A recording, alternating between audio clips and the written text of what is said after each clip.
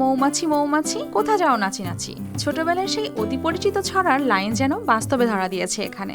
উচ্চশিক্ষা শেষে corporate office নয়, সরিষা খেতি হয়ে উঠেছে স্বপ্নের ঠিকানা।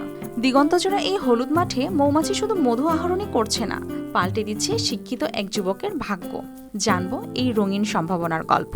বাসা থেকে বেরও করে দিছে আমাকে যে এই কাজ যেন না করি, কিন্তু আমার তো চাকরি বাকরি ভালো লাগে না। শুরুটা ছিল না সহজ। উচ্চশিক্ষিত ছেলের এমন সিদ্ধান্ত মানতে পারেননি পরিবার, তবুও নিজ সিদ্ধান্তে অটল থেকে সাতক্ষীরা থেকে কাজ শিখিয়ে শুরু করেন মৌচাষ। সেখান থেকে পাওয়া মাত্র 4টি বক্সই ছিল তার পথ চলার প্রথম পুঁজি। বর্তমানে সিংগাইরে খোলা মাঠের পাশে রয়েছে সারি সারি মৌমাছির বাক্স, যেখানে ডানা মেলছে মুয়াজ্জিনের স্বপ্ন। পড়াশোনা করছি প্রেসিডেন্সি ইউনিভার্সিটিতে, বিবিএ করেছি, এমবিএও করেছি। তো যাই হোক, পড়াশোনা শেষ করার পরে বাসা থেকে মাইনে নেয় যে এটা আমি করব। তারা ভাবছে যে কোনো চাকরি বা সরকারি কোনো গভর্নমেন্ট সার্ভিস করব, একটা কিছু করব। কিন্তু আমার কখনো এটা ইচ্ছা ছিল না।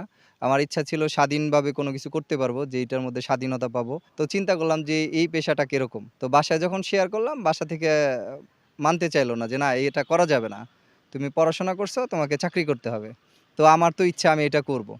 তো বাসা থেকে আলটিমেটলি বের হয়ে গেলাম। যাওয়ার পরে সাতক্ষীরাতে এটা চাষাবাদ অনেক আগেই হয়েছে। তো চিন্তা করলাম যে ওইখানে গেলে হয়তো বা কারো কাছ থেকে আইডিয়া পাবো বা কিছু শিখতে পারবো। তার সেই 4টি বাক্স এখন হয়েছে 100টিরও বেশি। দীর্ঘ অভিজ্ঞতায় তিনি জেনেছেন মৌমাছি নষ্ট ফুলে বসে না, তাই এই মধু খাঁটি। মৌচাষ থেকে মুয়াজ্জিনের বছরে আয় 5 থেকে 6 লাখ টাকা।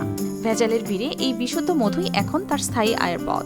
তার এই সাফল্য অনুপ্রাণিত করেছে আশপাশের তরুণদের।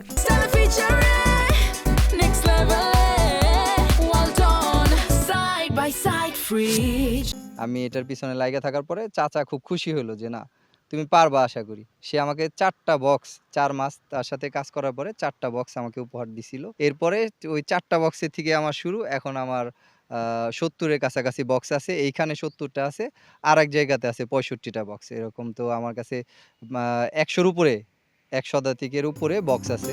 সরিষা ক্ষেতের পাশে মৌচাষে হচ্ছে দ্বিমুখী লাভ। মিলছে খাঁটি মধু, বাড়ছে সরিষার ফলন। চোখের সামনে মধু সংগ্রহ দেখতে দূর দূরান্ত থেকে আসছেন ক্রেতারা। কেউ কেউ এই মধু পাঠাচ্ছেন দেশের বাইরেও। উন্নয়নটা একটু বেশি, ফলনটা বেশি, কারণ মাছি পরাগণ করাতে ফসলের জন্য উপকারী। আমার আঙ্কেলের জন্য আর কি প্রবাসে পাঠাবো, এই জন্য আসছি এখান থেকে মধু নিতে। প্রায় প্রতি বছরই নেই, বিগত 6 বছর যাবত এখান থেকে মধু নেওয়া হয় আর কি। আমি আসছি এখানে, দেখলাম যে এখানে মৌমাছির ইগুলো বসছে। তো প্রাকৃতিকভাবে মৌমাছির মধু সংগ্রহ করার জন্য আমি এখানে আসছি। মূলত সিঙ্গাপুরে এরকম পাওয়া যায় না অরিজিনালি। মৌমাছির কারণে ফুলের পরাগায়ন বাড়ায়, সরিষা উৎপাদনও বৃদ্ধি পায়। তাই কৃষকদের উৎসাহ ও কারিগরি সহায়তা দিয়ে পাশে আছেন কৃষি বিভাগ। আমরা গত বছর 4 থেকে 5টি এই মৌ বক্স দিয়েছি, ঠিক আছে। তাই এই মৌ বক্স দেওয়ার এই যে এই জায়গায় তো হেক্টর অনেক বেশি, মানে আগে যে জংলা মৌমাছি ছিল ওগুলোর পরিমাণটা দিন দিন মানে কমে যাচ্ছে, যে কোনো প্রাকৃতিক কারণে কমে যাচ্ছে। এখন এই মৌচাষে আসার আমরা আশাবাদী বছর বিঘা প্রতি 6 থেকে 7 মণ বেশি ফলনে আমরা আশাবাদী, কৃষক বেশি ফলন পাবে। চাকরির পিছনে না ছুটে মুয়াজ্জিনের মতো শিক্ষিত যুবকরা কৃষি নির্ভর উদ্যোগে এগিয়ে এলে গ্রামীণ অর্থনীতি হবে আরও শক্তিশালী। News desk, RTV।